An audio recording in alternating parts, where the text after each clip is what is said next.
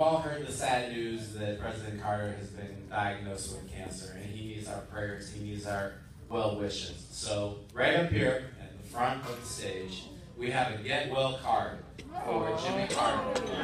And we want to show him how much the Palestine Solidarity community loves Jimmy Carter for his commitment to Palestinian rights. So please, during the course of the next 2 days, please go up and sign this card to President Carter. We have folks here who know folks at the Carter Center that's going to go directly to the president on Monday morning. So please take a moment sometime this weekend. Don't sign your name big, because we got like 350 folks here this weekend, and just that 2x3 foot card. So write something nice, but don't do a whole big signature. Make sure everybody gets a chance to sign it, and please come up and sign that. Thank you very much. Hi everyone, I'm Anna Baltzer, National Organizer with the U.S. Campaign, and I just wanted to mention another couple of things. Lee, are you in here? Yes, great. Lee, would you stand up just for a second? Lee is our photographer for the weekend, so if you see her taking pictures, I know people sometimes get weirded out by people taking pictures. If for any reason you don't want to be photographed, we totally understand, respect it, just let Lee know. Otherwise, please do allow Lee to take pictures so we can document this amazing weekend. On that note, we do have a photo station over there in the corner. There is our materials to make signs. We got signs, I stand with Cheryl Davila. We got I support BDS, and you can say why, especially as we put together our Tumblr to counter a lot of the anti-BDS legislation and top-down draconian efforts being used to stifle BDS. No Weapons for Israel Tumblr materials there too, or you can just make your own sign from scratch, but it would be really awesome if people want to go up there, or not make a sign at all, and just go take a picture. And you can tweet it to hashtag ETO2015 or have Lee take it, and she'll make sure it gets to the right place. We can put together a big collage of all the amazing people here and everything folks wanted to put out there. I also wanted to point out, you can see the timeline of the more than 100 US BDS victories. And I have to say, as I was putting that up here with a couple volunteers last night at like midnight, it's kind of neat actually, because you start there, and like there's one for 2003, one for 2005, one for 7, 8, and then like 2009 and 10, and then 11, and then somebody's like boom, boom, boom, boom, 12, boom, boom, boom, 13, boom, boom, 14, 15, just like, I mean, you just see the exponential growth. So anyway, take a look at those, and then you'll notice at the end, there's a little space there if people want to fill in the BDS victories to come. So please grab a pen and put in what you'd like to see in terms of victories in 2015, 16, 2020, etc. So, thanks.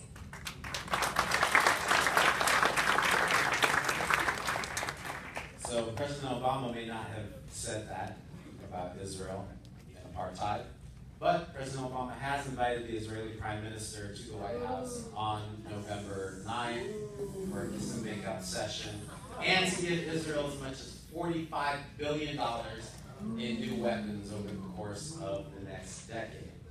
We are going to be organizing a welcoming party of sorts for the Israeli Prime Minister, so mark your calendars, November 9th.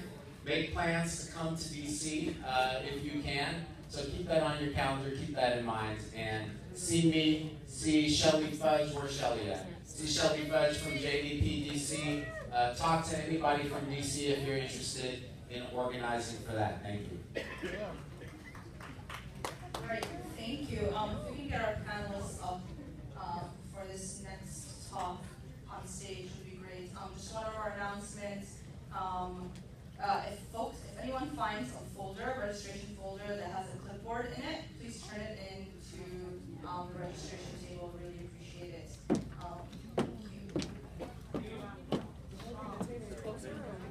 Put 4 chairs.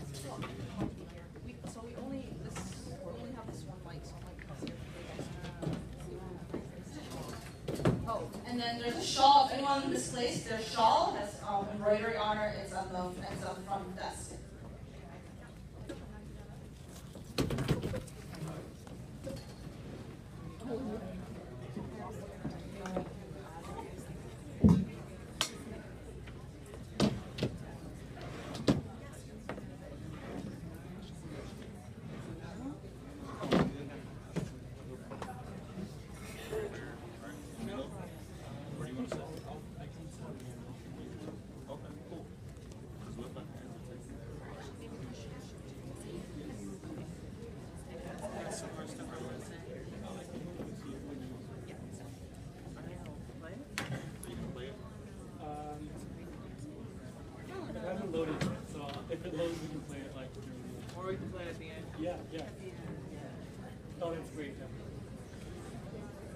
more in the beginning, then they'll really think what's cool.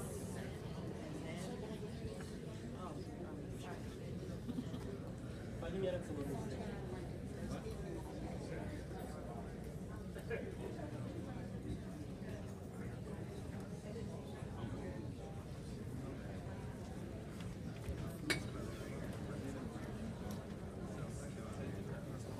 Kristian, hey, everyone. Ahmad. Hey, are we ready to get started? Yeah. Boom, boom, boom. Okay. If you're ready, then you should stop the conversation you're having with your neighbors. All right, good afternoon, everybody, and thank you for joining us for this afternoon panel. My name is Kristian Davis Bailey, and I'll be the moderator for the panel today. First, just want to start off by saying that I am a little sick, so I hope you'll give me some leeway with clarity, minding words, and I trust that the panelists will be able to sort of compensate for my tardiness right now. But I'd also like to start by welcoming people into this space.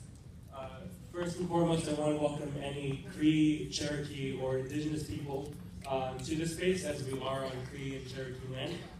I'd also like to welcome any descendants of African slaves that are here today. I'd like to welcome Palestinians whose struggle for self-determination we're centering this weekend, and whose struggle for self-determination and liberation is part and parcel of our own struggles here. I'd also like to welcome any migrants from the Third World who are fighting for the liberation on this land, as well as for imperialism in their lands abroad. Trans people, women, queer people whose voices and work are often marginalized in our movement work. I'd like to thank the workers who have made this physical space for our conference possible, as well as all the workers whose work keeps this society moving. And finally, I'd like to welcome everybody who's struggling for their own liberation and the liberation of all people from the oppressive systems that make this conference and our work necessary. Those of us who are gathered here today aren't just representing ourselves, we represent the ancestors who have come before us, whose survival, whose resistance, whose own struggles have made our existence possible. And that's something that I'd like to highlight as we start with this space. We're here in Atlanta where we can pay homage to the settler colonial violence of the Trail of Tears that originated from this land, as well as from the rich history of Black resistance, both past and present, that has made Atlanta so famous. One of the ancestors I'd like to bring into this space, we've heard his name today, earlier this morning, we heard his name yesterday, is the late Dr. Vincent Harding, whose work was centered in Atlanta for some decades at the Institute of the Black World. Dr. Harding was, for me, one of the mentors who really encouraged my own fearless advocacy and organizing for the Palestinian issue. And his drafting of King's famous Beyond Vietnam speech represents the core of what this panel today is discussing. Our need to simultaneously fight racism at home, militarism abroad, and the impacts of materialism and capitalism all around the world. So we heard last night from our wonderful panelists that these conversations are not new. They've been happening for decades within the Palestinian movement, and for centuries for those of us who have been struggling for our liberation for that period of time. And so I just want everybody to be aware of that context as we go into this panel, which is titled Moving Forward, Looking Back, Lessons and Visions for Cross-Movement Solidarity. This panel will provide different perspectives on the practice of cross-movement solidarity with the Palestinian struggle. Using stories from specific moments in their own organizing, as well as from historic solidarity efforts, panelists will discuss their own experiences as participants and other struggles engaging in Palestine solidarity work, and Palestinians engaging with other struggles in the U.S. From these examples, participants will take away principles, challenges, and room for growth in their own solidarity efforts with Palestine and liberation movements within the U.S. So we have 4 very wonderful guests with us today. Woo! I think what I'll do, I'll just read all the bios at once, and then we can get started. If that works for you all. You're going to read the bios? Do you not want me to read the bios? I feel like we don't really do. That's wasting time. All right. Okay, so we'll let everybody can just say hi briefly who you are, and then we can get started. I want to hear Hi everyone, I'm Loubna Qutami. I'm with the Palestinian Youth Movement. I'm also studying in ethnic studies in the Department of Ethnic Studies at UC Riverside. And also with UAW 2865. We're the labor union, the first labor union that passed our BDS resolution last December 2014. Hi, I'm so honored to be here and to see all the old friends and all the new ones. I'm Sarah Schulman. I'm a novelist. I'm also a faculty advisor to Students for Justice in Palestine. I'm a worker and supporter of the queer movement in Palestine, and I'm on the advisory board of Jewish Voice for Peace.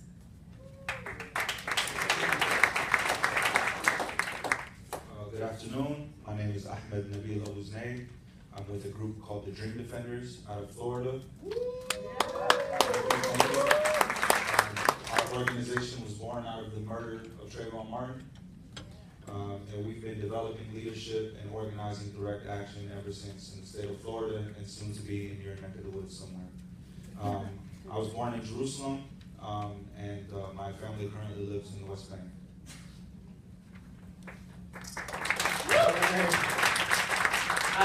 My name is Monet. I'm a poet, writer, and educator, and I work closely with the Dream Defenders. Began organizing straight out of the womb, and yeah, existence is resistance. Shout out to her, wherever you are. And I'm glad to be here.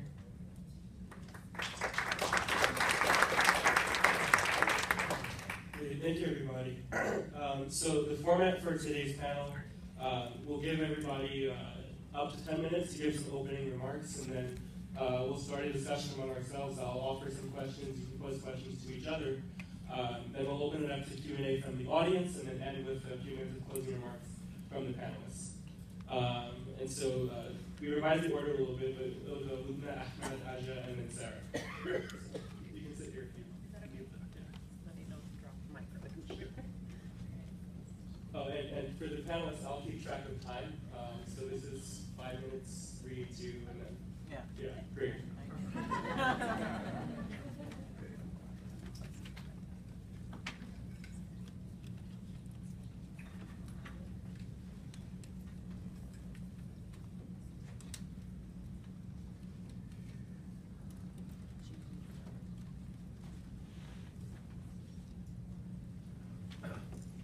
All right.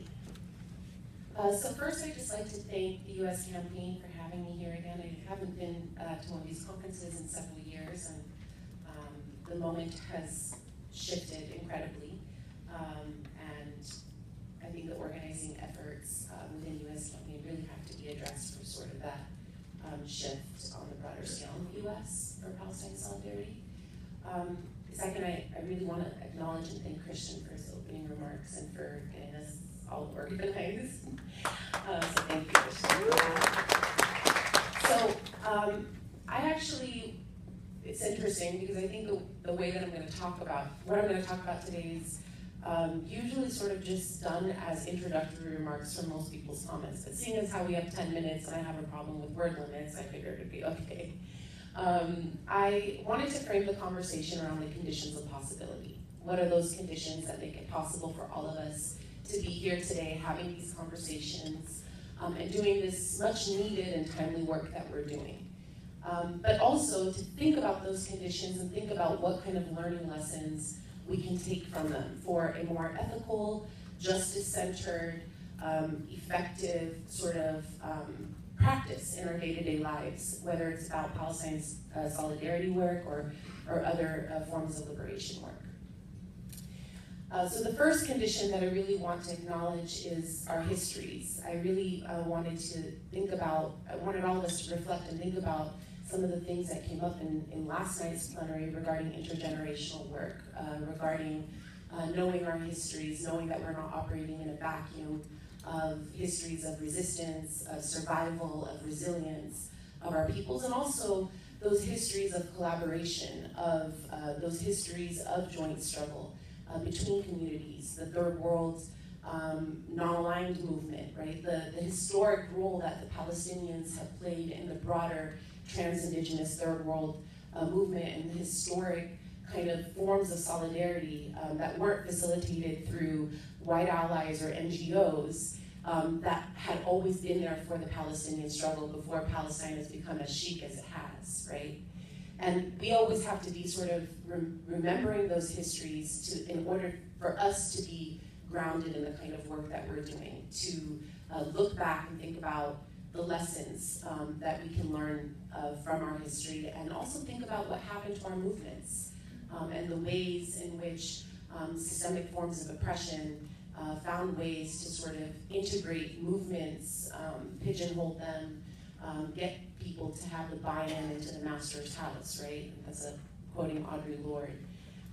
And thinking about the way that social movements have been infiltrated and dismantled, and how those forms of repression and infiltration, through COINTELPRO and other government policies, from the 60s onward till today, have always been something that has brought those organic forms of collaboration and joint struggle to the moment that we're in today.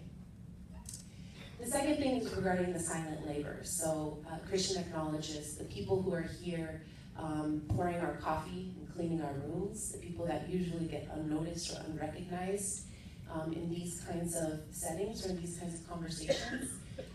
Thinking about what they do for us and how to think about the labor that's produced for social movement organizers, for folks who are working on social justice, social transformation, and not just thinking about them in terms of help or giving them a symbolic acknowledgement, but actually thinking about them as central to our movements, right? And placing the people who are the greatest stakeholders of liberation, of ending systemic forms of classism, who desperately need and want and desire and dream and can articulate a redistribution of wealth and power in this country and transnationally. How do we place them at the center of our political frameworks and strategies?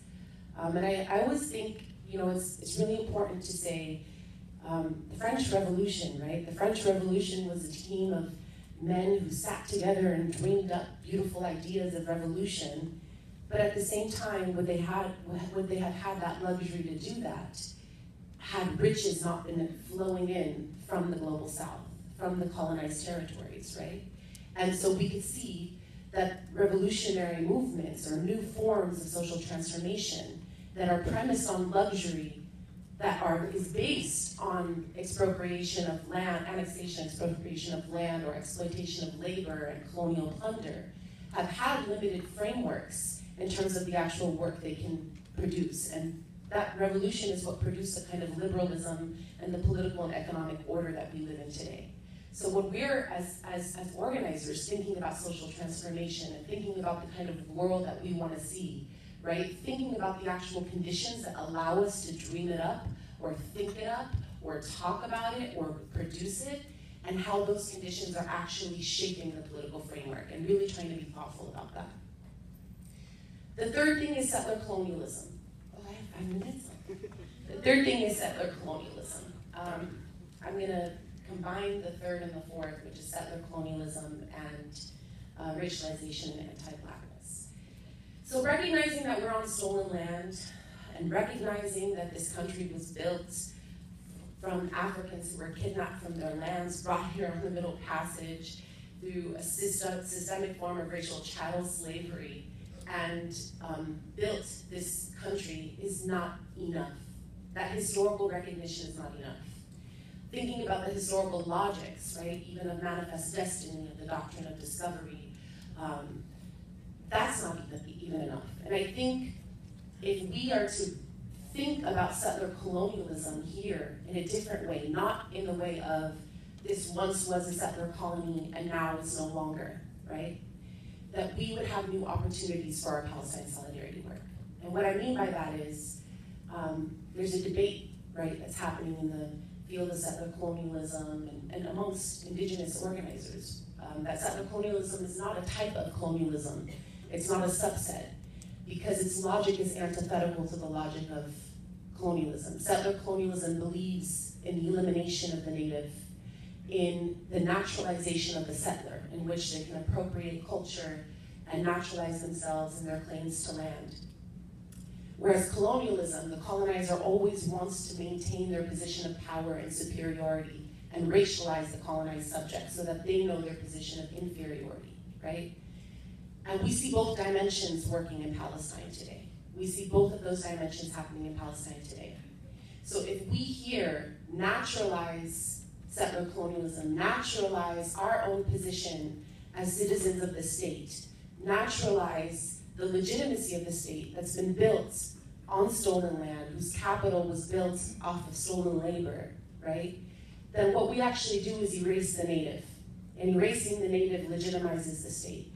And that is what's limiting us in understanding the conditions for the Palestinians in 1948 Palestine. It's what's limiting us from understanding the centrality of the refugee right of return to Palestine. And it's limiting us in understanding how it is that we can produce a political framework and strategies that are not mutually exclusive. Strategies that allow us to move forward, so we're not living in a radical utopic world where we just discuss, but that actually allow us to interrogate the systemic forms of oppression that we come from here in the US, and thinking of that as a learning lesson in terms of the work that we're doing for Palestine. I also think this is incredibly important because settler colonialism is also not an exhaustive project. So it's something that always has to continue expanding, acquiring more territories, exploiting more labor, accumulating more wealth, right? It's part of the relationship between racialization and settler colonialism and capitalism. And if that's the case, as Sora Han says, the US is not at a war, the US is war. The US will always be in war and will always construct an enemy and will always have an enemy to go to war with. Whether we call them illegal aliens or we call them violent extremists or terrorists or we call them uncivilized or savage, we'll always have an enemy to go to war with. And similarly, if we can understand the situation in Palestine and the conditions of Zionism, the logics of Zionism, the practices of the Zionist state, right? We can understand that they will always produce an enemy in order to continue territorial, regional, wealth, power, hegemony, and control. And that is what will allow us to, as Neda mentioned yesterday, understand the relationship between the Palestinians and the Arab context, and understand the relationship between the Palestinians and the third world and trans-indigenous and all people fighting for struggle and liberation context. The last comment that I want to make, I know I'm almost out of time, but it's my most important, is the condition of understanding the Palestinian political condition.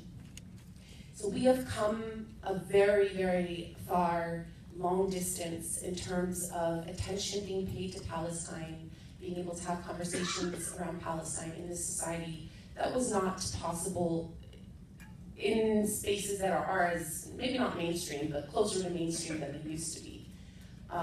And you know, I want to quote Edward Said in one of his less known books, After the Last Sky. He was on a producing a conference with for the United Nations Question on Palestine conference, and wanted to do a photo exhibition with John Moore. And in the end, the United Nations told him, okay, you can do this photo exhibition of Palestinians from all over the world, but you cannot put any titles underneath the photographs. And then they negotiated back and forth, and finally they said, okay, well, you can put titles, but you can only put one word, and that is the place where the photograph was taken. And so Edward Said decided to write a book after that called After the Last Sky, in which he matches the pictures that were exhibited in that conference with the text explaining the conditions of Palestinian, their political desires, aspirations, and beliefs. And he said, for all that is being talked about about the Palestinians, Palestine is a terribly overcrowded place, and yet very little is known about the Palestinians. And the reason for that is we Palestinians and Palestine has become sort of an imaginative destination for people to see a very visceral obvious form of oppression that we imagine isn't present in the world that we live in today or in our own backyards.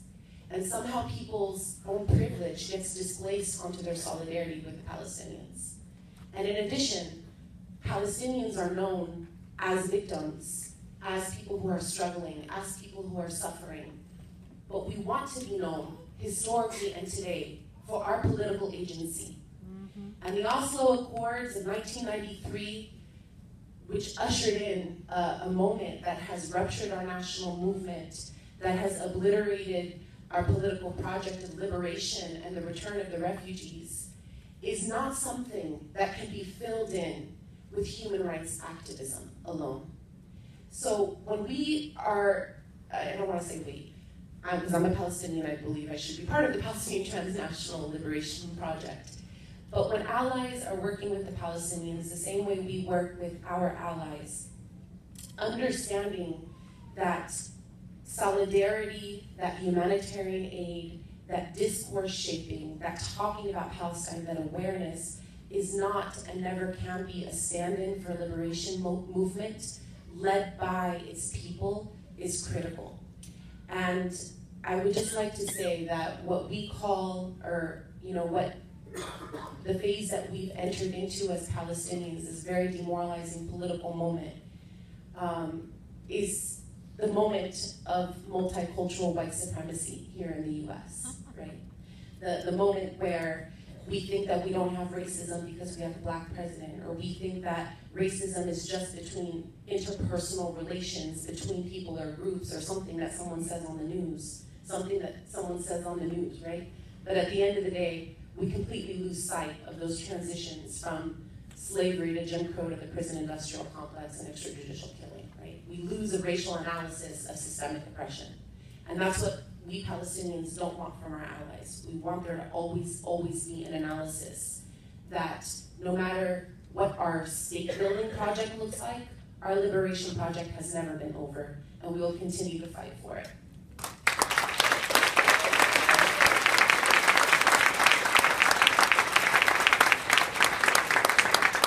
Thank you, Loubna. And I'll just say that we have plenty of time for discussion, so if there are things that, as I'm going to finish up, we can come back to them during the discussion and Q&A. But now I'm going to pass the mic to Ahmad. Did you switch up the order again? Not since just like 10 minutes ago. Okay, all right. So good afternoon, everyone. Want to thank the U.S. campaign. Want to thank you all for coming out. I really appreciate Kristian's remarks to open the session and talking about our indigenous siblings who had to pay the ultimate sacrifice, so that this land could be colonized, just like so many other pieces of land across the world. So I think it's always important, especially as a Palestinian, to center the native indigenous population of this land in our quest for liberation. There's a couple of themes I really want to touch on, and then I'm eager for the discussion because I like more interactive spaces. I don't feel like I have this immense collection of knowledge that you all haven't seen or read or heard before. I think a lot of us are on the same page here. I want to talk first about righteous rage. I think that a lot of times in the movement, we're told to stray away from rage and anger, as if this is an evil notion. But I think for me, righteous rage has meant a lot for the reasons I do this work, for the way I come at this work, and for the eternal passion that's really burning inside me. It's a lot of righteous rage. And I wanted to use a quote that kind of actually synthesizes it a bit better than I don't think, probably the best I've ever seen. James Baldwin once said, "To be a Negro in this country and to be relatively conscious is to be in a rage almost all of the time." Show of hands if you've heard that before. Okay, now another question. Show of hands if you resonate with that quote. You can resonate with that. Okay. What are the rest of y'all doing? No, seriously, I think So, you know, obviously James Baldwin was speaking about his experience as an African American, as a Negro, as he told it.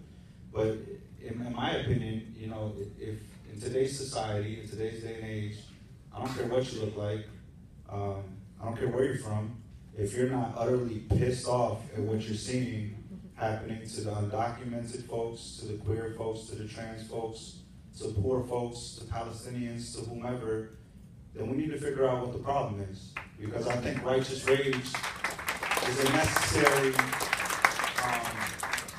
necessary state for those of us who want to fight. You know, where do you draw that passion from?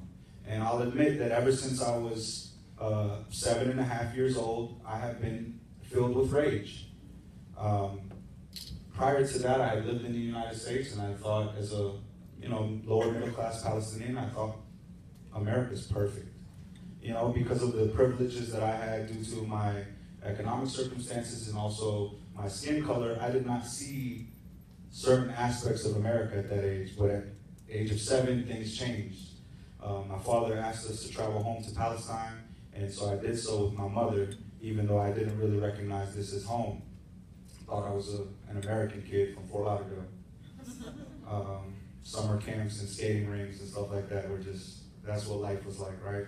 But then at the age of 7, I fly into Tel Aviv, an airport that I'm no longer, I don't like the name of that airport. An airport I'm no longer allowed to fly in, but my first experience was being strip searched alongside my mother in the airport. And so I automatically felt pretty enraged, you know, didn't know what the purpose was. That was just the first day. So there's your first experience as a kid, you know, welcome to Strip Search Nation, aka Israel. But then, you know, I had a series of experiences living there, which really just continued to propel this rage. There was the Ibrahimi Mosque Massacre, where a settler from Brooklyn unloaded his weapon about 10 minutes from where my family lived, you know, killed over 30 people, injured over 100. After that, no one saw justice for the Palestinians. The Palestinians were criminalized and punished for a crime committed against us. So just to give you a bit of an example of why that rage was further enthralled, they gave us a mamnu'at tajawud, which is a curfew. So for 2 weeks after I knew that my people were just massacred again, I could not leave to go to school, so no schools. Home raids were obviously increasing so they could, you know, I guess crush down any form of resistance or dissent. Also, when Jesse Jackson visited the West Bank in the early 90s, it was my first time experiencing tear gas and seeing rubber bullets shot, so I was about 10 or 11 years old. A lot of rage. Another period that really allowed me to crystallize this rage and understand it a bit more was while I was living in East Jerusalem. I had friends who were Palestinian American, and they were afraid to speak Arabic in public, you know? And that enraged me. It enraged me that we couldn't even be proud of our culture and our heritage and just say, you know, just say a few words in our language. These are the things that allowed rage to settle in my belly and to ferment. And I think that rage will be carried with me forever. The other side of rage is love. So I don't think these two are mutually exclusive, but I think love is also a huge part of what we're building and what we're trying to build. And every day I struggle with that. You know, what does it mean to lead with love in this movement? Bell hooks in the book All About Love. Are you going to get in that too? We hang around too much. The Dream Defenders are really on the roll. I'll just touch on a brief part of it. Bell Hooks talks about love ethic. We're like best friends. She talks about love ethic. And I think that's really difficult for us because many of us grapple with what love is really, you know, in our day-to-days. We think love is like this romanticized thing where it's like Beauty and the Beast or, you know, two people in Cinderella's shoe or something like that. But it's so much more than that. It's so complex, right? Like, what does it mean to look at a human being at their core and all the complexities and the layers, the wrongs and the rights, and to love them? And so I think thinking about love, I wanted to use a couple of quotes. One is just a short quote from this powerful poet, this sister named Rafif Ziada. She says, "We teach life, sir. We teach life." And that poem brought me to tears because you can feel that passion. Love is life. And this woman was screaming, basically letting you know that you can bomb us down, you can call us terrorists in your movies, you can create caricatures of us being these demonized individuals, but we teach life. Like, we're going to resist through life and love. And that was beautiful to me. Another one is by Mahmoud Darwish, a favorite of many in the room, I'm sure. And I was just talking to Ahmad from Chicago, I don't know if you're back here, but we talked about just the simplicity, the simplicity of Darwish's words, like how he can say maybe you got 6 words that are so simple, but then, the way that those words sit and move through you has a profound effect. So this particular quote that we ended up getting t-shirts that had the quote on it on our trip, he says, "My homeland is not a suitcase and I am no traveler." That resonated with me. That's love. That's love of land. That's liberation. That's love of culture, love of oneself. When we love the land, we love ourselves. And I think we're inextricably tied to the land. That's what we're always fighting for, is to return to the land. Aja will tell you more about our trip, but just this past January, we had the amazing opportunity to go to Palestine with some of the most vocal, passionate, and amazing leaders I've come into contact with over the last year. You heard from one of them last night, Patrice Cullors. Monet is one of them. We're talking about cross movements and solidarity, and it shouldn't be a shock to anyone that, yes, there are Afro-Palestinians. And so when you even talk about it in the dynamic of Black and Palestinian solidarity, we're also missing out on an entire population of Black Palestinians. But one of the most special moments was when we got to the old city of East Jerusalem, and we got to sit with a brother named Ali Jeddah. Some of you may have heard the story, right? Let's give a round of applause for Ali Jeddah. Resistance. Yeah. The brother spent 17 years in an Israeli prison. When we walked into the old city of East Jerusalem, he was awaiting us sitting at a chair. I'll never forget the moment. And I walked through the old city with 14 beautiful, beautiful Black and brown people from the United States of America, and the rest of our group. Okay. Okay, thank you for whoever gave me that warning. The brother had tears strolling down his cheekbones as we walked up to him. He didn't need to be given a speech or a document or a one-pager about what was happening. Our delegates didn't need to be educated on why this moment was so profound, but he had tears rolling down his cheekbones because he saw his brothers and sisters who were kidnapped from Africa and put through this traumatic 500-year period return to what he felt was home, and they felt was home at that moment. And so we all felt at home in the old city of East Jerusalem, regardless of the checkpoints, the soldiers, everyone surrounding us with their guns. We felt at home. And so I'll leave you with this.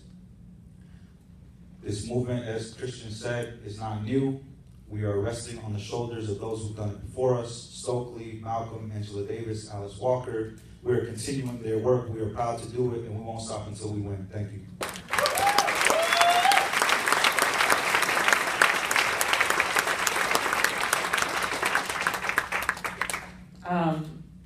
So there's a lot I want to say, and I just came back from a retreat, a writer's retreat, where ironically I left my laptop in TSA, and so I got it, thankfully. So thank God I got it, and but that means everything that I've been writing for the past week is on notes and random papers and on the sides, and it's crossed out. So bear with me. I'm going to be reading in like weird random sections of everything. So I'm going to start. I was a part of the delegation that went with Ahmad and the Dream Defenders to Palestine.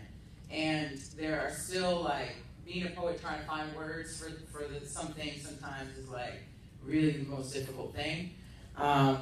But the way I kind of wanted to enter the conversation is a little piggyback first and then go into what I want to talk about. One of the things I think is really important is to talk about blackness. And when we talk about blackness, like what is blackness? I think that's a first, like on a fundamental thing. I think language is really important. When we're doing organizing, I think language in general in the world is an important thing, and we don't talk about language and how it's used, and the role of artists and the role of people who create language in movements and in organizing, because language is how you arrange the world. Language is how you start to arrange ideas. Words are approximations of images in your mind and a consciousness, and there's a whole lineage of things that help you think the way you do based off of the language that you were given and how that language works. And I think that's a big thing that we have to talk about. One of the things I love about Arabic that I started to learn more when I read poetry is the language is so rich. The language is so rich. And there's some things that we just have not been able to fully articulate. And so blackness, what is blackness? What is that? What is color? Why is color this thing that we have an issue with in this world, in this country? And I think when we start to do that work in a very simple way, it seems so simple and first grade, you start to realize profound things about the ways that we think about people based off of language and all the trauma that was given to us around language. So black as a term has to be liberated. And I think that the way that could happen is as Palestinians start to understand that blackness is not just about a color, but it's also about a consciousness. It's a state of being. It's a flow. It's a vibe. It has the capacity to encompass many things. And that means to call yourself black is not just a matter of a cultural statement. It's also a political statement. It also has the capacity to transform how people see black, right? Just like if I say I'm Palestinian. That's why I think Ahmad said born black, born Palestinian off of June Jordan. So I'm gonna start there. June Jordan was my introduction to Palestine. And June Jordan, a poet who's often not talked about, is a poet that also talks about what it means to be a woman of color, what it means to deal with liberation as a woman of color, as a black woman, and to see women from all around the globe be oppressed is part of her entryway into starting to do work in solidarity, right? Women, we are the most oppressed across the globe. So, you know what I mean? If we ain't together, then everything else is about to be just off, you know? And I think that's part of the problem. But I'll start, the way I wanted to start my conversation is actually around Sam Keen. I don't know if many of you know Sam Keen. I believe literature liberates, so I always try to recommend things. He wrote this book called Faces of the Enemy, and I think it's important for us to know about that work because it talks about the illusion of the enemy, how we start to come into place of thinking about an enemy, how enemies are created, why they're created, and what they do in our minds, right? And the way he starts entering that point, and I'm going to bring this into Palestine, he talks about his mentor, Howard Thurman, who he calls a black mystic, which I thought was dope. That's why I listened to Sam Keen. Because he was like, oh, my mentor's this black mystic. I was like, oh, okay, now I'll hear you. But he was talking about Howard Thurman. He said that Howard Thurman has 2 questions he believes every person should ask himself. And that a man has to ask himself, or woman, where am I going and who will go with me? And I thought this was really important because if that is the case, then these are moments where this is the moment where we have to start to think about creation myths and cultural myths and familial myths and gender myths, and these things that we create identity out of are all culturally created around us in the language that we use, in the stories that we tell, and in the myths that we keep, we have affinity towards. So one of the things that he says, if I'm saying, where am I going and who will go with me, that means, who are my people? Who are the people that I believe are mine, right? There's me, and then there's the people that I believe I'm willing, that are for me. And there's the people that I believe are against me. And this type of framing in our thoughts is what starts wars. It's what allows us to have empathy in one situation and empathy and no lack of empathy, apathy in another.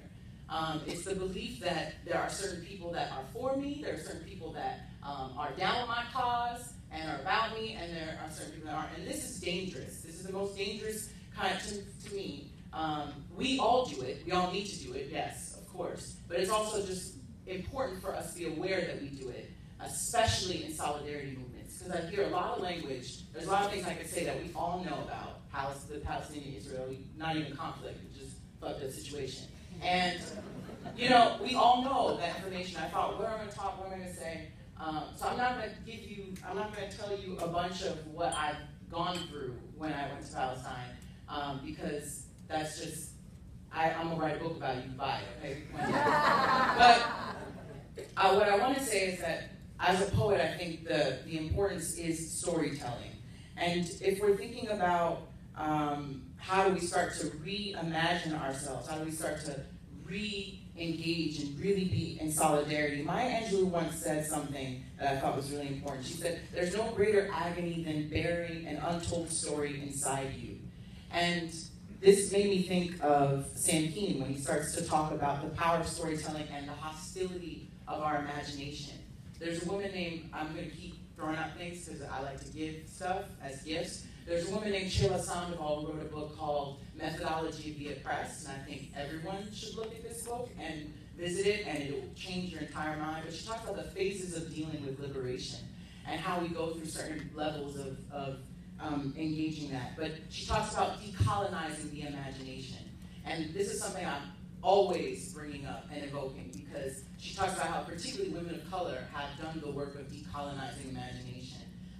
Just by nature of the ways in which they have to engage with oppression, and how their physical bonding, in so many ways, their bodies, which are so regulated and policed on a regular basis, has created a state of consciousness that has allowed us to, like, dual consciousness ain't even for us. We on, like, multiplicity consciousness. And we on some other shit. Like, we have so many levels of consciousness as women of color. Like, two would not be enough, you know?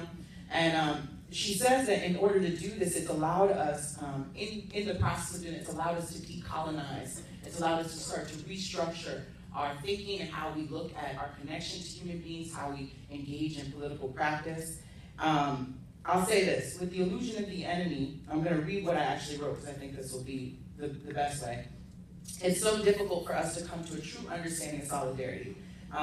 Zionist propaganda feeds cultural myths of being a chosen people, forever persecuted and therefore enemy-driven. The whole premise of it is enemy-driven. The whole energy around it is enemy-driven.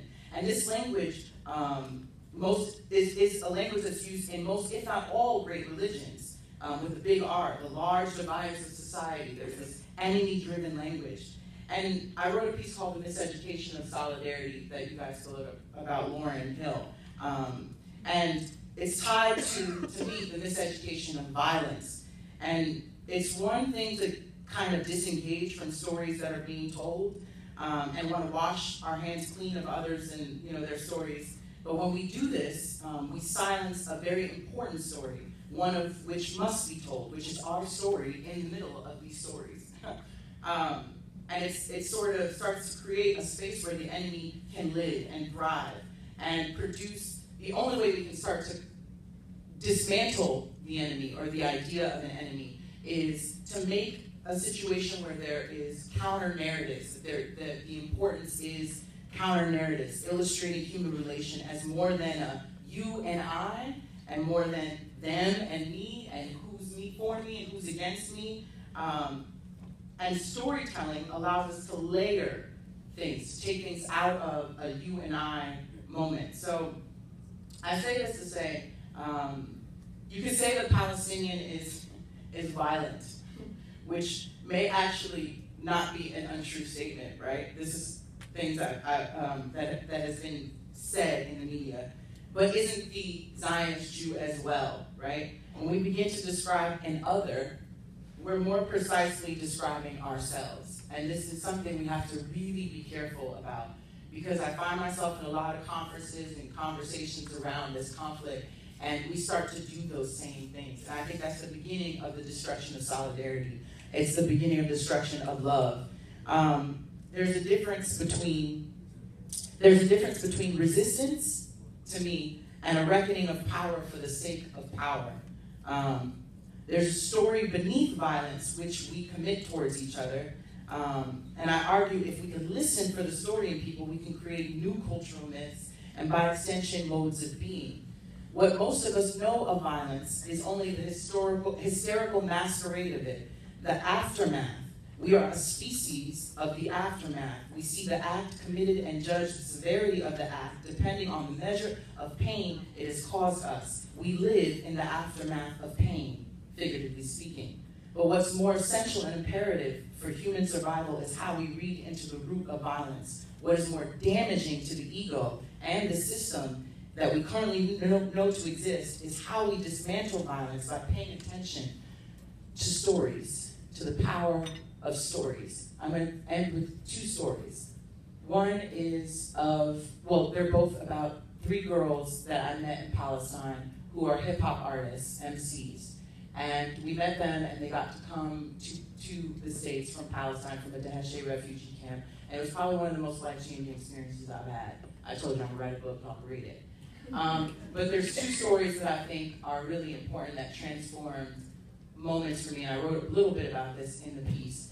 One is when I was walking with them and taking them around the city, and they're little teenage kids, and they're going to Dylan's candy store, and they're having a blast, and their life is being exposed. They kept doing this thing with Muhammad, their mentor, and they kept like doing stuff with their hands, and they were speaking Arabic. And I was like, what is that? And he started to describe to me, he said, it's a game that we play in Palestine, where when you're at war with someone, I think you use your thumb, you have to touch them, and you say hadabi for feminine, or you say habi for masculine, right? And he said, and then when that's to mean you're at war, but you have to touch the person. And he said, when you come to resolution, which they were doing at that moment, when they're friends again, when they're back to being cool, you say I believe salhi or salhi. And it was this small thing, that story that I'm sharing with you, that showed me that even when you're at war or in conflict or in disagreement or just not fucking with somebody for a moment, you still have to reach out and touch them. And that was really important. You had to acknowledge that we're not on talking terms. So what it meant was that there was an awareness, one, of the fact that we weren't on talking terms, and we had to work towards getting to the resolution, to touching each other again, and touching each other again on new terms. And that was a powerful story. And then I'll end here. The last story I'll tell you is we took them to a diner to eat, and I had to go to the bank. And I ran outside to go to the bank, and it took me longer because the bank teller was taking a minute. And it took a little while. I came back, and Muhammad said, and they were all looking like, where were you? Where'd you go? And I said, well, I just went to the bank. I'm back. The food's here. And then Monet said, they're so worried. They were so worried because they're so used to the fear that if someone leaves, they won't return, right? And it really altered something for me in the reality that story is not a story of bombs dropping. It's not a story of, random violent atrocity that, sensationalism. But it's the humanistic stories like that you tell and transform how we see occupation, how we see trauma, how we see suffering. That there are ways in which we have to dismantle oppression by telling the gentler stories as well as the vivid, horrifying stories that we hear on the news media, because I believe that's also propaganda. And it only feeds the illusion of violence, the illusion of an enemy, and it does not encourage solidarity.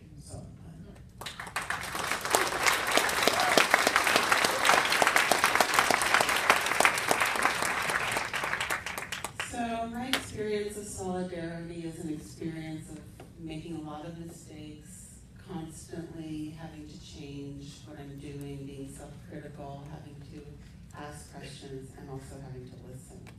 And I find that each experience is really different. So I thought I would talk a little bit about the difference between being the faculty advisor at Students for Justice in Palestine versus being an ally to the queer Palestinian movement.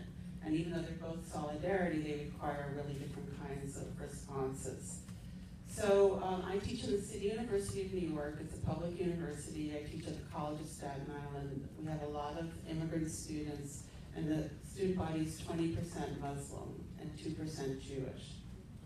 I'm the faculty advisor because 5 previous faculty who were asked were in positions at the school where they would have been very, very vulnerable to the punishment of the administration, and so they couldn't take it. So I was able to take it already because I had job security, because I have tenure.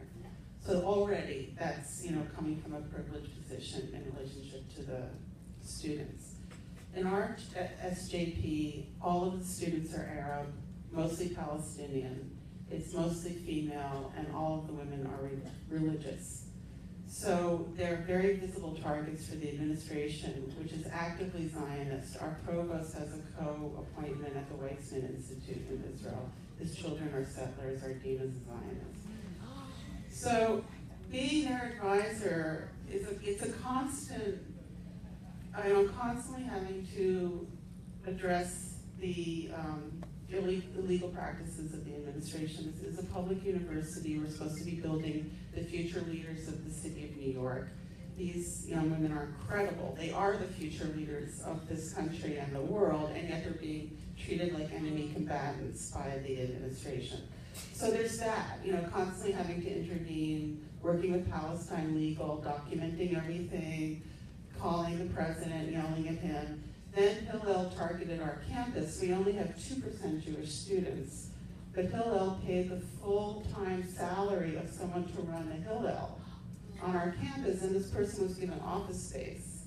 So, then Hillel's constantly pressuring SJP to normalize. Normalization is a huge threat there, so we have to address that. But then there's also the personal experiences of the students. These are young women, they're like 19 to 21. They're Palestinian, their families are constantly in danger. For example, Mohammed Alam, the hunger striker, who just recently was on hunger strike for 64 days until he had brain damage, his first cousin, is one of my students in SJP. So supporting her meant supporting her family, showing up for her family. It's on that level. The president of our SJP, who's 21 years old, went to visit her grandmother in East Jerusalem, was stopped in Allenby. They said, "You're the president of Students for Justice in Palestine at the College of Staten Island," and she was denied entry for 10 years. So this is what the students are going through. And so being in solidarity with them means really listening and asking for what they need. And it's something that's constantly changing. On the other hand, working with the queer movement in Palestine is a whole different thing because I've been a queer activist all my life. I'm 57 years old. I've been through the whole history of the AIDS crisis, everything. So the first thing that I had to understand was that the queer movement in Palestine is not based on the Western gay movement model. They reject that model, and they are trying to build their own society, and they've wisely not gotten on the Western treadmill. So, the thing that I'm used to and that I help build is not what they're doing. So I had to understand that right away. The movement there is complicated. There's 2 activist groups. Aswat is Palestinian queer women. It's based in Haifa. And then there's Al-Qaus, which is, it's called Al-Qaus for Gender and Sexual Diversity in Palestinian Society. It's based in East Jerusalem. It's also in Ramallah. They have really different strategies. There's also a virtual organization, Palestinian Queers for Boycott, Divestment, and Sanctions, which is part of PACB's coalition. They have their own thing going on, and that's none of my business, what's going on between organizations and what their different agendas are. My job is to popularize and create a platform and place where they can be heard in the United States. So the first thing was I organized a U.S. tour of 3 Palestinian queer leaders. I spent a year raising the money. They came and spoke at 7 U.S. cities. I organized it so that in each city meeting a different element of the U.S. queer community. So for example, in Chicago, it was based in the Black queer community. In the Bay Area, it was based in the Arab queer community. They spoke at Harvard, the most elite arena. They spoke at the City University. By the time they got to New York, the word of mouth had been so amazing on their tour that we had to turn away 220 people. I mean, they really were incredible. And, and it was beneficial on every level. After that, I organized the first gay delegation to Palestine, LGBT, and this was really complicated. I made a lot of mistakes, and I'm not going to go into all of them right now, but some of the things that did not work out were primarily because of my mistakes. And one of the main mistakes that I made was that I tried to get famous people to come on this thing. Because I thought, okay, they're going to come and they're going to see, and then they're going to come back and they're going to have a voice and they're going to say what they saw. And they turned out to be the least beneficial delegates. The best delegates were the grassroots young people who really didn't have any kind, they weren't like, planning the article they were going to write, or they weren't like trying to raise their personal currency, and they were the ones who did the most. Also, there were 3 trans delegates, including Dean Spade, who made the pinkwashing movie that was shown here earlier. It seemed like the more currency the delegate had, the less effective they were when they returned. So I would do it differently now. Then I co-produced a movie called United in Anger, A History of ACT UP, which is a history of the AIDS activist movement in the United States. And we decided to have the international premiere in Palestine. So we went and did that. We did 3 screenings in Palestine. One of them was at the Al-Midan Theater. It was a cooperation between the Palestine Cinema Club and and Aswat, Palestinian queer women. That was an interesting event. This kind of thing, like just trying to do what we could do. But here's an example of how it gets complex. So in June, I was contacted by Haaretz. I just want to say that I'm one of the people who's popularized the concept of pinkwashing in the United States. I wrote an article in the New York Times about pinkwashing, even though this concept was originated by Ali Abunima, right, who's Palestinian, who's the editor of Electronic Intifada. But anyway, it was my article that was in the New York Times on his concept. So I get called on to speak about pinkwashing. So Haaretz contacted me in June, would I write an article about pinkwashing? So I immediately, sent an email to the leaders of the various organizations in Palestine saying, should I do this? And one group was like, yes, you should definitely do this. The other group was, you should absolutely not do this, because it's pinkwashing. Because Haaretz will run your article and it will make it look like they're so progressive. And then they will run Zionist gay articles, and then you're pinkwashing. So they said, we boycott Haaretz. So then the other group was like, well, Haaretz is not under BDS. I was just like, if one leader says that they don't want me to do it, I'm not going to do it. So I just said no. And it's not about what I think is best in that case. It's about, I'm trying to be in solidarity with another movement. It's not my movement. And, I wouldn't do something that goes against my own values, but I'm certainly not going to contradict the leadership of that movement. So I kind of made a list of what I think are the key elements of solidarity, and there are 4 things. One is, I think that there's a responsibility to intervene. If someone is asking you for support, and you're in a place where you can intervene, you have a responsibility to intervene. I know that from the AIDS crisis. I know that in my own personal life. So I think that that's the first thing. The second thing, to quote June Jordan, there's a responsibility to listen and to hear, because they are 2 different things. The third is, I think that there's a responsibility to be effective. It's not helpful if we're badly organized. And I am a historian of ACT UP, of the AIDS activist movement. They were extremely effective. If you can watch our film United in Anger, you will see the ways that they were effective. But there's ways of doing organizing where you can actually produce an outcome, even if it's small, and there are ways of wasting your time. And if you're wasting your time, you're not in solidarity. And then finally, I think that there's a responsibility to be morally consistent.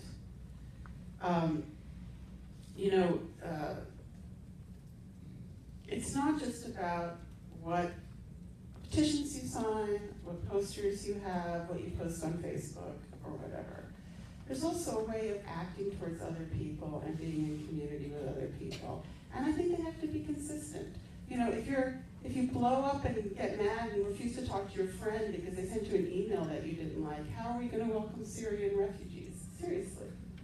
But there's something about radical openness and self-criticism in every area of life that I think is necessary to be morally consistent, and that's how you're in solidarity. Okay, thank you. I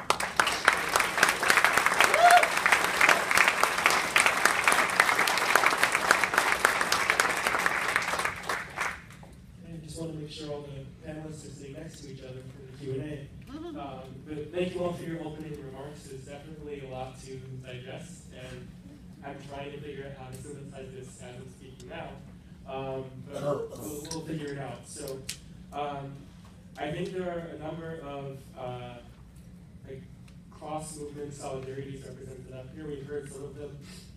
We've heard some of them. Others are published online but haven't really come up here yet.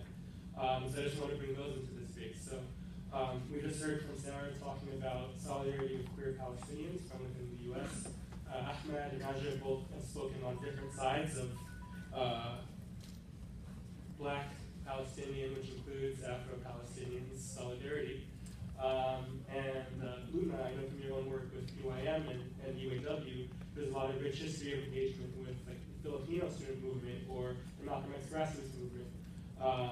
And so we have these solidarities between movements under struggle, and then we have solidarity from allies who aren't part of those struggles. And so I guess one of the first things I'd like to ask you all to talk about is how do you navigate the differences between those two groups? So movement to movement, movement to ally.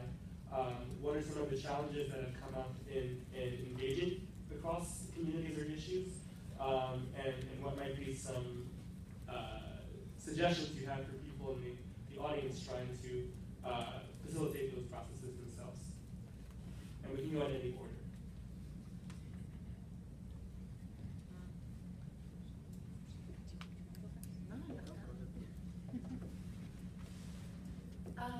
That's a really good question. Thanks, Kristian. I think one of the first things, and I know people have been talking about the issue of, okay, I want to talk a little bit about the relationship between movements and movements, right? The relationship between Palestinians, Black communities here in the U.S., African peoples transnationally, immigrants here in the U.S., people part of the third world context, right? There's so many ways that we could define the Palestinian movement relationship with other movements. One of the things that I think has been really great about the last couple of years, people have really been focusing on Zionism and focusing specifically on Israel as a site of global struggle. I know there was a workshop this afternoon with talking about that. I think it's important to think about the implications of the technologies of Israeli arms trade, which I know IGEN has been focusing on, police training, security, cooperation, and that becomes a really very clear material structure in which we can understand our struggles as intersecting and interconnected, not just sort of symbolically similar, right? Or not just like experientially similar, but actually trying to make the material links between the oppressors of, whether it's a proxy sort of puppet government in the Arab region or anywhere in the third world, or a very clear, explicit colonial power. The other thing I want to talk about is a little bit about the exceptionalism of Palestine, because I know people have been talking a lot about this notion of like progressive except for Palestine or progressive only on Palestine. I think it's important to talk about the way that Zionism exceptionalizes itself, right? So on the one hand, it's trying to naturalize itself and say it has a very natural claim to land, it has a natural claim to history, to the right to a state. On the other hand, it's always trying to show that it's an exception, that it should be dealt with on different terms because of the history of Jewish suffering. And I think that's one of the things that really sort of distorts history. And one of the things that's really, I've been thinking about is particularly around the notions of genocide, right? Genocide is a legal framework, a legal concept that emerges in 1948, is incredibly tied to the Jewish experience, but it's something that hasn't been, really able, both in sort of discursive ways or in legal ways, applicable to any other genocide in the world. When you think about the Civil Rights Congress and the Black movement in 1965 bringing the We Charge Genocide, right? The We Charge Genocide petition to the UN, or when you think about indigenous communities talking about genocide here, whether it's physical killing or cultural assimilation, when you talk about Palestinians, right, in the Gaza Strip with nowhere to go, being bombed and killed and denied access to water and food and medicine. These are genocides. These are forms of killing on a mass scale in which you're trying to eliminate a population, right? You are trying, even like the policies of, against women of color reproductive rights, like these are all constitutive of genocide. But we can't have that conversation and we can't give it that name because that name is affiliated with a kind of evil that we can't put onto the oppressors when it comes to people of color or Palestinians. And that's something that I think is really important, a really important conversation in terms of the relationship between the Palestinian movement and other movements, which is, how is the Palestinian struggle not just symbolically similar, but how are there policies that have legalized and justified the occupation and oppression of the Palestinians that also legalize and justify the occupation, the oppression, and the denial of past colonialisms and past time incidences to other people of color, other rural people. Thank you. I think BDS is one of the best ways of bringing movements to Palestine, and certainly Jewish Voice for Peace supports BDS. Whoever thought of BDS is brilliant. It's one of the most ingenious political concepts of our time. It's something that asks internationals to stand up. It tells us exactly what's needed very clearly and gives us an opportunity to act in a way that is really effective. And obviously Israel hates BDS. They fear it. You can see that they're increasing their hostility towards it, and that's very encouraging. So I think BDS is just a really brilliant opportunity for solidarity.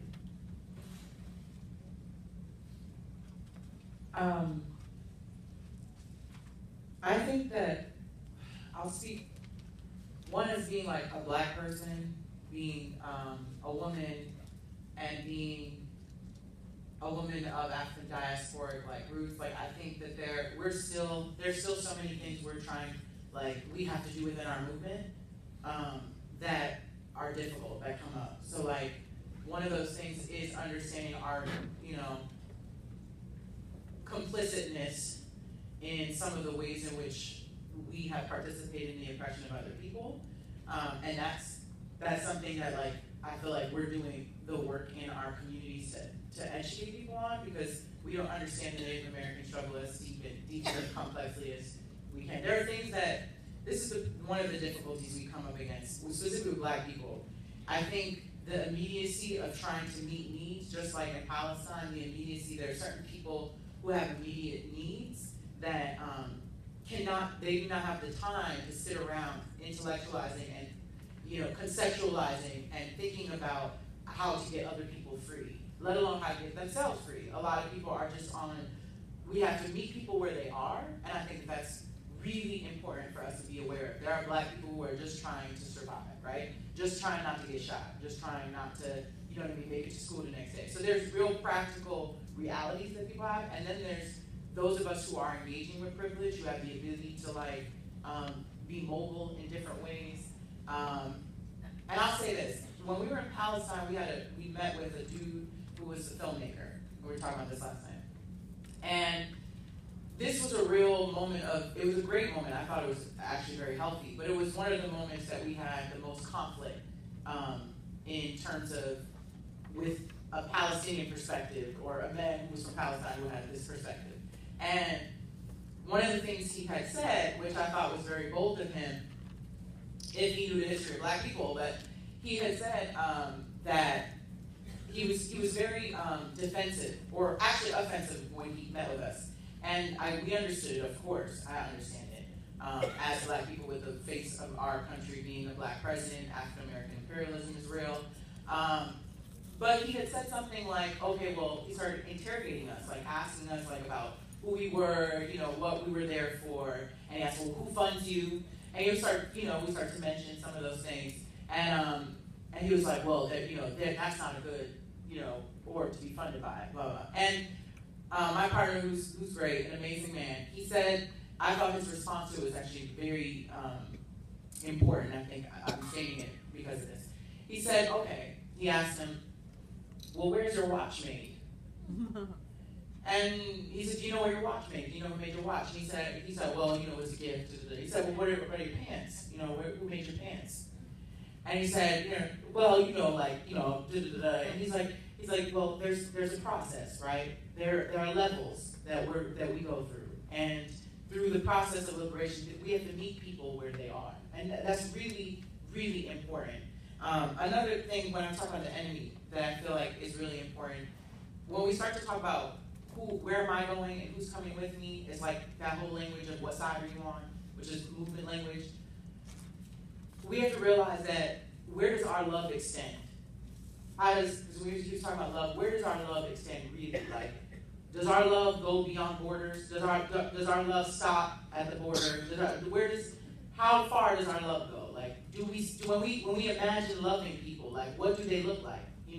When you think about joyful thoughts, when you think about people, neurolinguistic programming is real. Like, what are you imagining? What are you spending your time actually thinking about when you're engaging with someone who's from a different cause or a different movement? I don't think there's not much that's different in your own self-process. Like you're the same questions they're grappling with, you're grappling with about your own movement. So I think what's important is that anytime we meet, is just to be more compassionate with yourself, and you can be more compassionate with other people. Because anytime, I think sometimes we're so angry, we're so enraged, that we don't understand, we have righteous rage, but we need radical acceptance too. And I think that's an entryway to where we can meet people and not be so interrogated, like, what are you doing for my cause? Or how do you, or where's your cause of hurting me? Versus how can we try to make steps? You do have to call some shit out though, There's some things that you have to say, this is wrong, and that's it. But I think there's a place for that when you love someone to tell them, hey, you fucking up, this is not, it's like what Sarah's saying, you have to listen and think, okay, and hear, like if there's a moment where something you're doing is not helping the cause, you have to think, okay, I need to do something different. I need to be listening on how I can be helping the cause. And that's something that I think has been effective. It's moments where I feel more enraged, so I respond, is like, okay, what does radical love look like? And how do I start to reimagine the people that are a part of my movement? There is anti-blackness in the Palestinian movement, though. It's real. I've dealt with that in trying to be at solidarity movements. I've been at places where I have extended my time, given all of my love and my energy, and not felt the reciprocation and or the appreciation of that, and that hurts. It doesn't make me less eager to fight for what's right, but it does hurt, and I think that creates a different kind of trauma that's subtle that we don't talk about. Is how do we talk about anti-blackness and when people just want you to be a part of their cause because it looks good for their cause,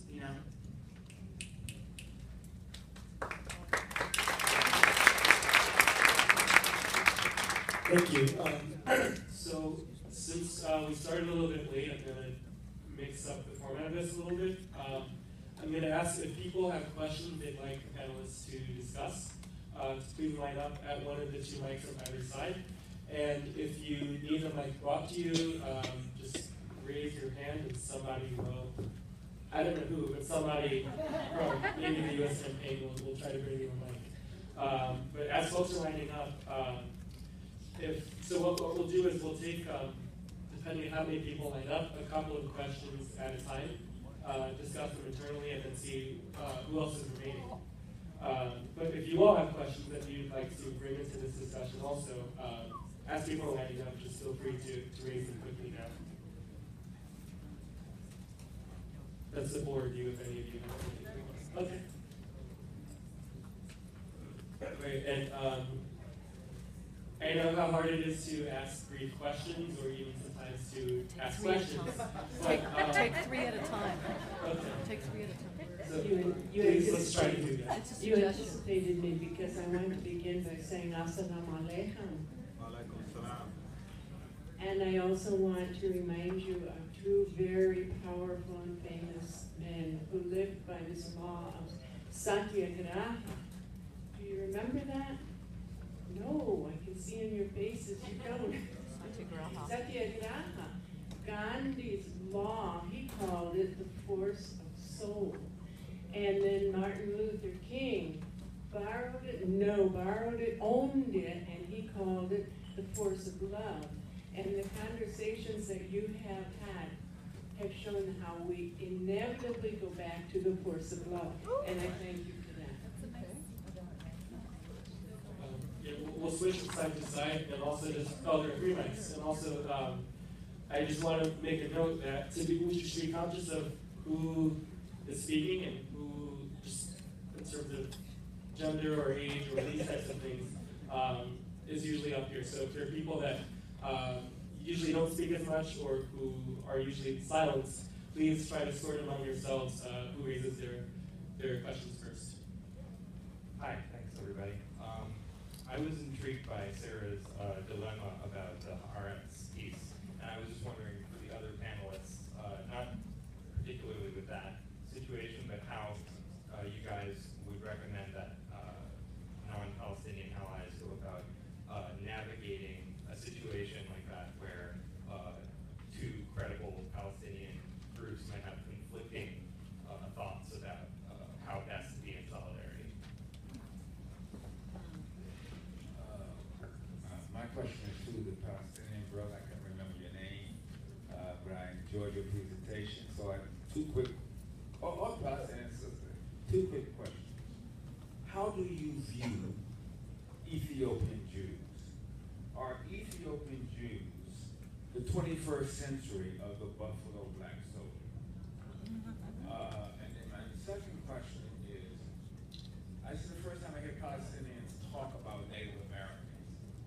If worse comes to shove, that's what I saw when I was there, was it looked more like, we talked about apartheid, but we're also talking about it looks more and more like reservations.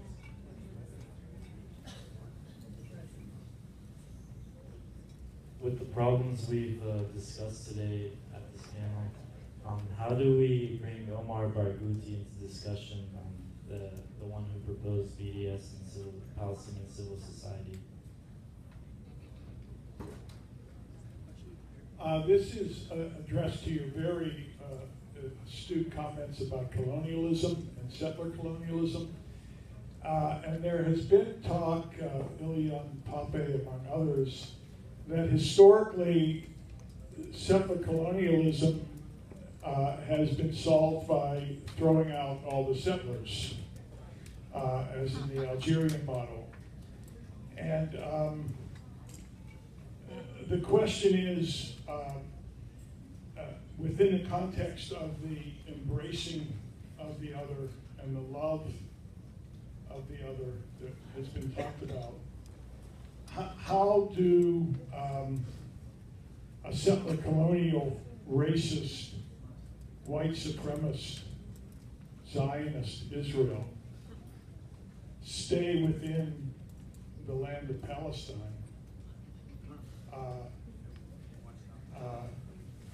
within the context of the history of the expulsion of the settler finally, historically?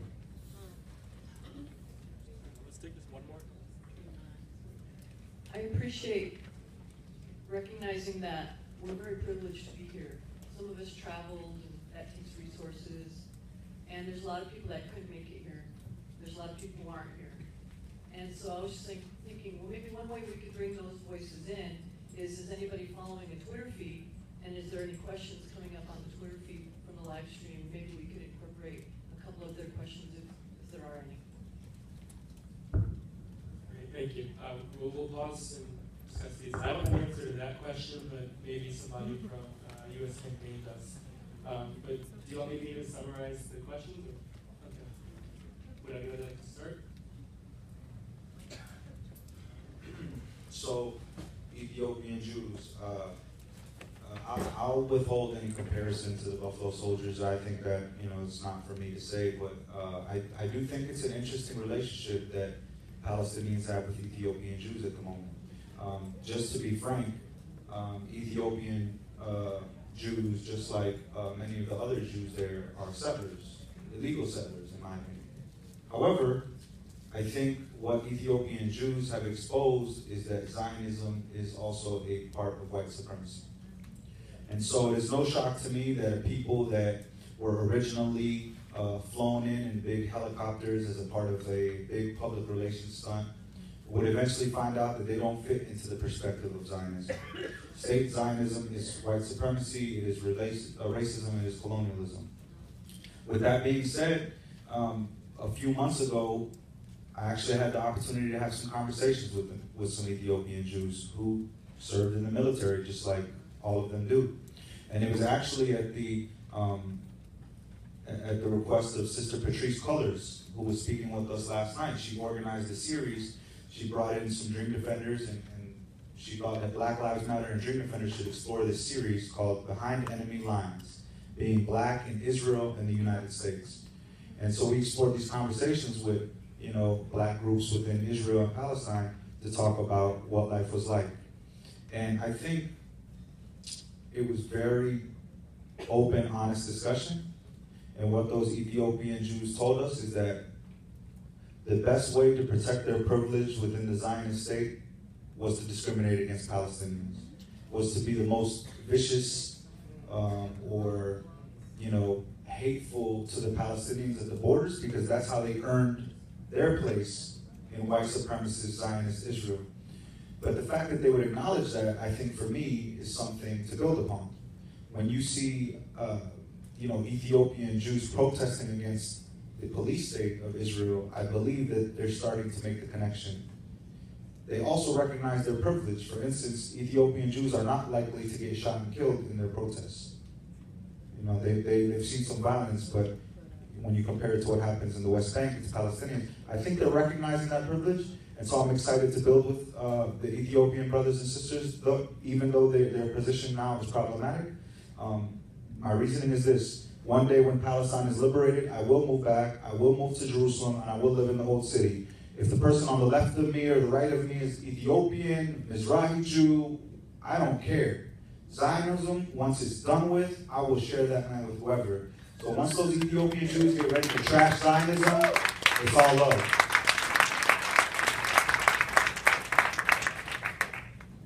I want to address the question about Omar Barghouti. He's one of the most important leaders that we have. He reminds me of Rigoberto Menchu, and certainly deserves a Nobel Peace Prize. The reason he's not better known in the United States is because clearly there's no human face for Palestine in the U.S. media. My observation is that he's seen the most when he's paired with a well-known American speaker. So for example, when Judith Butler and Omar spoke at Brooklyn College, that was one of the times that he had the most exposure in the U.S. media. And that may be a good strategy for helping people get to know his work better. I also think we met with Omar, and when we were in Palestine, one of the strategies I think that BDS has used is one of the things that you said about, I wrote it down, responsibility to be effective.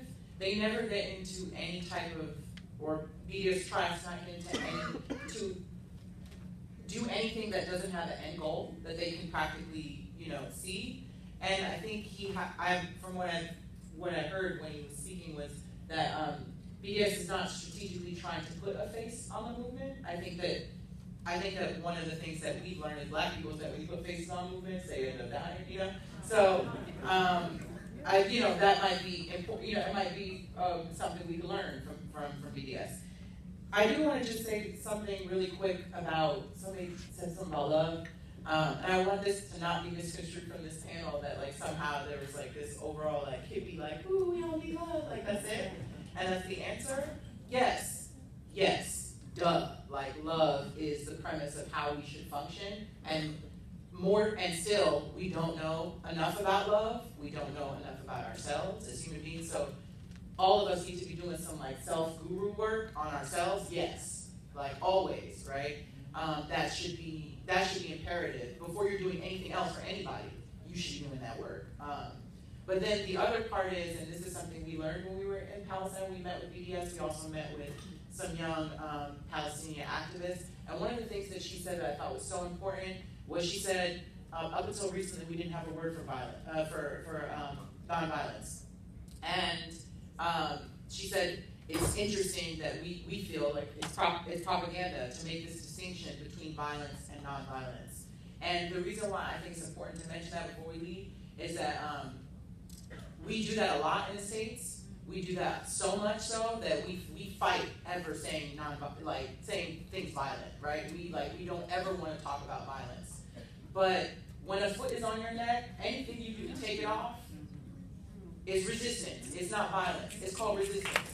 So you don't measure.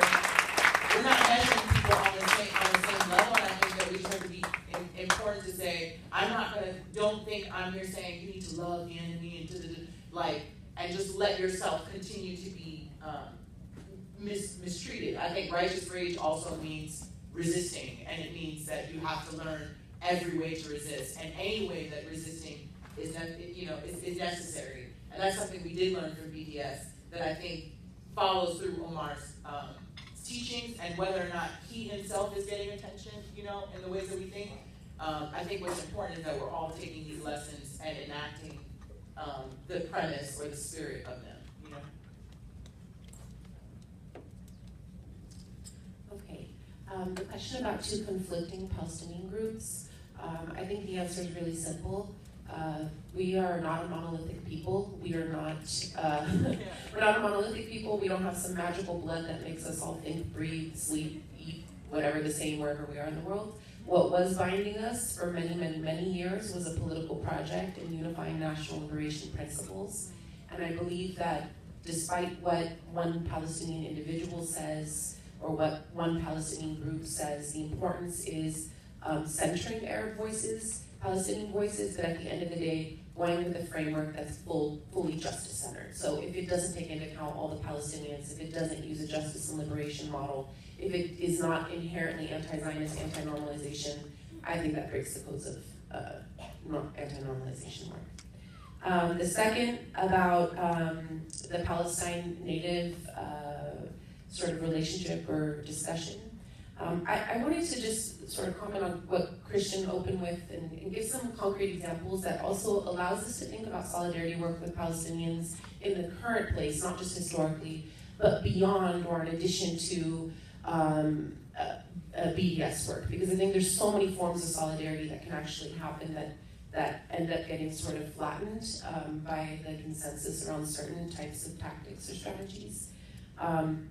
One of the things that's been really valuable for the Palestinian youth movement was actually being able to go down and work laboring lands for indigenous people down in Arizona.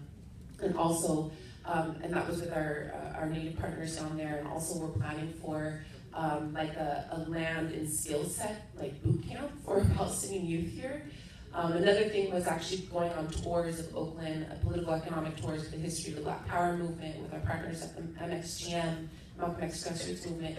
Those types of solidarity actions are really valuable for us because they allow us as Palestinian youth here in the US to take to our counterparts, Palestinian youth in Palestine, in Egypt, in Lebanon, skill sets and ideas and real like tactics on how to actually maintain autonomy. Like how do you grow your own food sources so you as a group don't have to be reliant on NGO funding that says you can't talk about the right of return, right? So like thinking about how we can become autonomous in our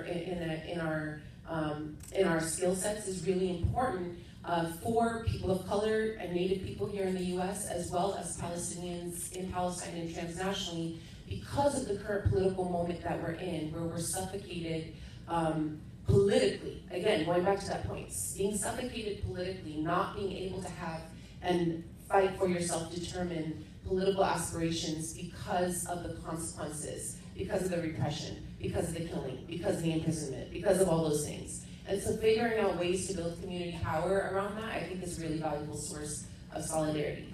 And one thing I just want to note, again, going back to the concept of making sure that we're holding ourselves accountable, that we're not an ahistorical bunch of people here. BDS started in 1936 with the Arab general strikes. It was a 3-year-long general strike under the British mandate. And I think it's really important not just to think about it in the Palestinian context, but how boycotts, divestment, not doing business with the oppressor has been central to almost every movement across every liberation, anti-colonial, decolonial movement across the globe historically. So I think the 2005 call gives us really sort of a streamlined, basic, palatable way of how we can put our sentiments and solidarity for the Palestinians into real concrete practice. But it's always great to keep expanding on our historical tactics of knowledge and understanding where we place ourselves across time and place. Great, thank you everybody. So we have about 10 minutes left, which means that I'd like to give that time to the panelists to give some closing remarks. So I'm sorry for those who had questions that we weren't able to get to. But I just briefly wanted to expand upon something that Loubna brought up and that's represented in the Dream Defenders delegation to Palestine.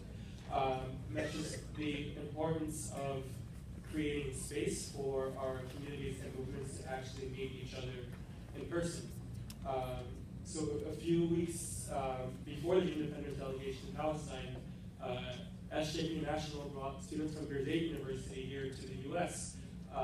In part to talk about their struggles again, as students under occupation, but also to meet with organizers in Ferguson, in St. Louis, in Detroit, in New York, in San Diego, all over the country. And that was so powerful for these students that they went back to Palestine and then held events educating their own campus about the history of the black struggle in the U.S., black revolutionary figures, having protests against police brutality, talking about racism within their own society. And so I just want to offer that we might, as our movement is going forward, just think about how we organize a little bit differently, and maybe instead of delegations as they currently operate, providing resources for grassroots organizers from these cities around the country to engage with folks in Palestine and vice versa. But that's my, I'm just putting it out there and I'm going to go back to being a moderator. Just say, yeah, so we have like a few minutes left. I want to give each of you. Can you say what you did? Can you mention what you did? What did I say? Yeah. What did I do? So yeah, so I was part of a group of people that organized the Black for Palestine statement that was released about a month ago.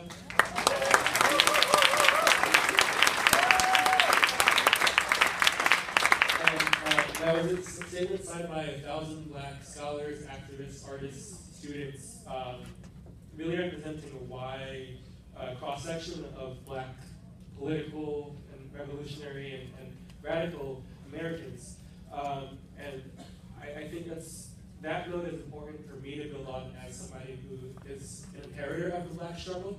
But I also encourage everybody here to think about how we can act in solidarity with all of these struggles against racism and colonialism. Yeah, I don't have much more to say than that because I wasn't really prepared to talk on it, but thank you, Ahmad. You're awesome. Yeah, so I'll just pass the mic on to you all for some closing remarks. The order doesn't matter, but here's some. So just a couple of things that I would like to see happen. 3 things. I'd like to see a really coherent, focused national product boycott on one unified product in a manner that would be effective. I think it would be very easy to get one product, for example, out of Whole Foods nationally. And I think that that would be a significant victory. Second thing is I'd like to see better national coordination for Students for Justice in Palestine.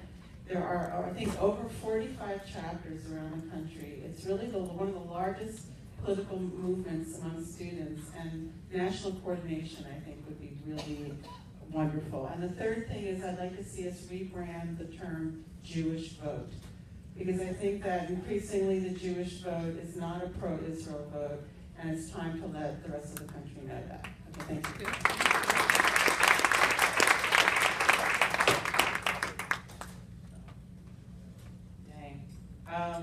So I want to say thank you for having me. I really am so grateful to be included in the conversation. I think it says a lot, so thank you.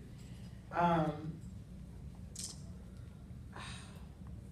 co-sign everything that everyone has pretty much said, but something I want to find a way to say this with the best articulation of it, but I don't know, so I'm just going to say, I guess, whatever comes out. I feel like we have to do more work in the Black community. Yes. And I'm saying that because I don't know if anybody else is going to say it. So I don't want to be a Black person to say it, but that's solidarity. Like I want a Palestinian to say it. I would like to see that. But I do think that, yeah, that we need more. One, we need more awareness of our interconnectedness of our struggles. Two, like I see white, pale skin, all types of people. Anti-Blackness is real, and when we have empathy for so many people in the world, when it comes to right outside our back door, right? I've been saying, I mean, it's real. It's real. It's very real. I've seen so many white people that will save the world, but they have people right outside their door that they do not talk to, deal with, fight for. Because you have to act locally, and think locally. That's really where it's at. And I think if we're not being realistic, this is where we are. I'm not in Palestine, and I feel it. Like, I feel what's going on there. But right now, we're in America. We live here. And the Black people are going through some shit, And there's an uprising. There's a lot of things that we need to be doing here as well. And I think that they don't have to be separate. I would like to sit down with people and actually, after this, have conversations about what does that look like? What does an actual effort to do educating Black people on boycotts? Like, we have to, like, if we're trying to boycott the same people, if Black people boycott it, Black dollar goes far, you know what I'm saying? So if we boycott some of the things Palestinians are trying to boycott, imagine what we could do. I think we have to be, you have to be reaching those communities. If you're not reaching those communities, you're alone in this fight. You come alone in this fight, and we all know the problems, y'all. Like, we do. I don't want to, I don't want to keep saying the story, but what is it going to take for us to wake the fuck up and be outraged? Because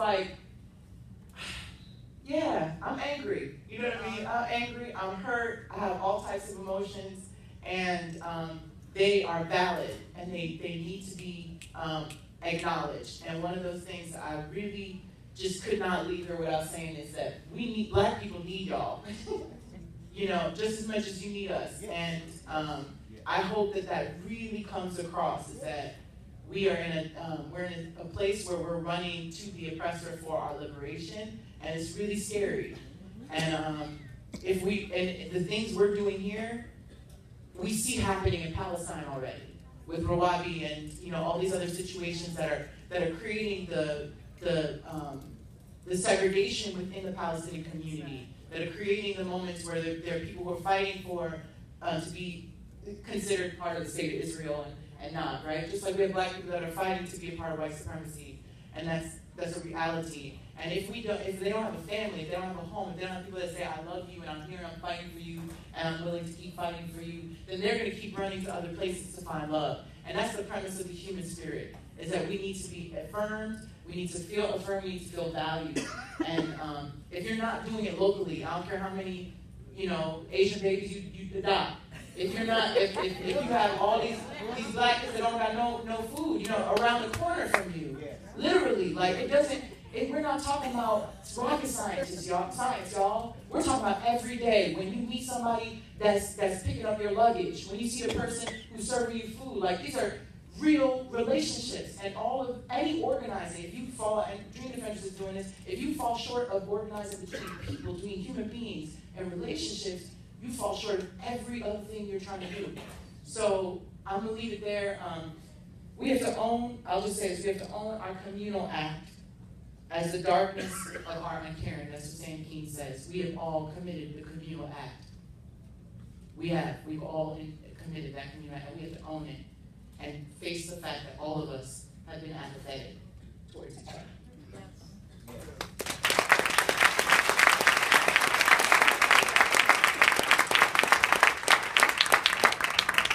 I thought it'd be easier if I let Aja go first. I was wrong. But Ahmad's been doing it. You know what I'm saying? You've been doing it. Yeah, no, I appreciate it. I think she spoke truth to power right there. Since you brought it up, I think there was something I was resonating on Stokely Carmichael and the speech he had, I believe it was in Mississippi when he first talked about Black Power. And I started to think, what is it about non-Black folks that just automatically become tense around that ideal, Like, what is it that people are afraid of, really? And I guess for me, because I probably never felt that way, like, Black Power just sounds so beautiful. And I feel like I'm empowered by Black Power. But I do think what you're saying is something that we need to address, not only in Palestine, but in the diaspora of West Side or beyond. And so I want to be the best of representation that I can be for my people, but I know that you're probably going to find some of the best in this room also, some of the Palestinians who are trying to work through those issues. So I will say Black Power one time. Black Power! Let's get building, let's get free.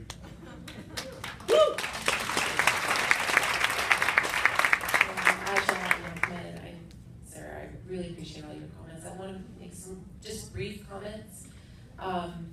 The first thing is universities. I know that SJPs have been doing incredible work in divestment. I think we are getting very close to the time where the conversation really does need to change, and we need to start having a broader conversation about our universities in this country.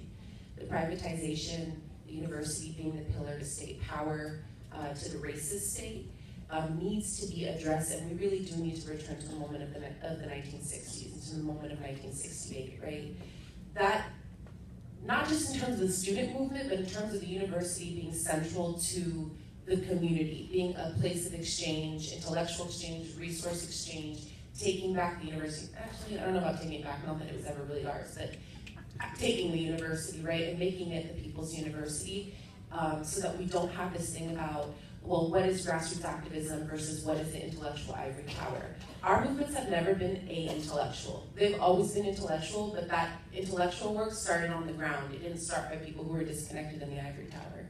So I think that that's really important for SJPs to think of, and also for community folks and allies to be a part of and engaged in.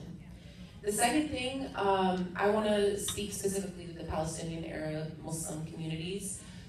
The work that we do, whether through the work in our Palestine work or in other organizations or in other frameworks around anti-Arab racism, Islamophobia, the stuff around counterterrorism, we need to really start thinking about the connections with Black and brown communities here in the US. And we need to think about the US being the first place that really created the laboratory of imprisonment, crowd control, and policing.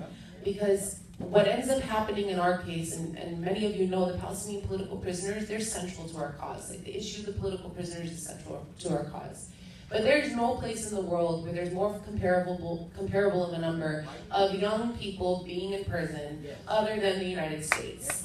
So that's something that we really need to think about in terms of like where those technologies and logics and practices of policing come from, and how we need to stop thinking about imprisoned populations in the US through the logics of criminality, which are incredibly racialized and incredibly evil against Blackness.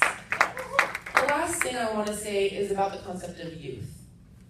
So we are the Palestinian Youth Movement. In 2014, we took out the age number in our bylaws, so if you're a Palestinian and you want to join the PYM, no, but seriously, I think I just want to say two things about the concept of youth, and they were mentioned yesterday. I mentioned them earlier, one of the things earlier today, that we are not living in isolation of a historical genealogy that brought us to this moment, and so it's so important to forge those relationships with elder generations in order for us to know who we are, where we come from, and in order for us to write a history that can explain our colonial condition as a people today. Both the positive things we've been able to produce and do, and the things that we lack, and the things that we're weak in, and the things that we struggle with, and the things we're insecure about, and the things that we're struggling with and struggling from. That can't happen unless we really think of ourselves as part of a historical context. The second thing, and this is something that I didn't coin, but I don't really remember where I heard it, so I can't cite it, so sorry about that. But somebody said that the concept of youth shouldn't be thought of as an actual age number. It should be thought of as a social location. A location from a transition of innocence to adulthood, from childhood or innocence to citizenry. And in that site, there becomes a decision whether we want to tap around and try to change the existing power structure, or if we want to overturn it. And I believe that in the social location of being youth, we want to overturn that power structure. And so I invite people who are 80 years old to identify as a youth, so that they can join us in overturning that power structure, so that we're not locked into this situation of having these conversations another 60 years from now. That's Let's hear it for our panelists.